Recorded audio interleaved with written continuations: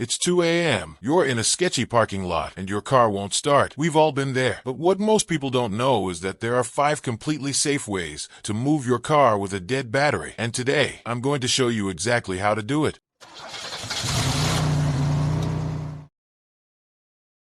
Safety first. Before we jump in, let's talk safety. Because guys, I cannot stress this enough. Moving a dead car without the right equipment is like trying to cook blindfolded. Trust me, I learned this the hard way. Here's what you absolutely need. A high visibility vest. I personally use the XSHILD vest. Link in description. Some sturdy work gloves. And these heavy duty wheel chocks. Quick safety note. If you find this video helpful, hit that subscribe button and notification bell. Trust me, you'll want these tips before you actually need them. Method 1. The secret button. Alright, let me blow your mind real quick. Most modern cars have a secret button that literally exists for this exact situation. No, seriously. See this tiny hole near your shifter? That's your golden ticket. Here's how it works. Method 2. Jumpstart hack. Now, before we continue, if you're finding these tips helpful, smash that like button. It really helps the channel, and you'll definitely want to save this video for later. Let's talk about jumpstarting, but not the way you think. Sometimes you only need enough juice to shift gears. I always keep this portable jumpstarter in my car. It's literally saved me thousands in towing fees. Link in the description if you want to grab the exact one I use. Method 3. The buddy system. This next method requires some friends, or as I like to call it, the human horsepower method. Important, never try this uphill. I repeat, never uphill. Here's why. Method 4.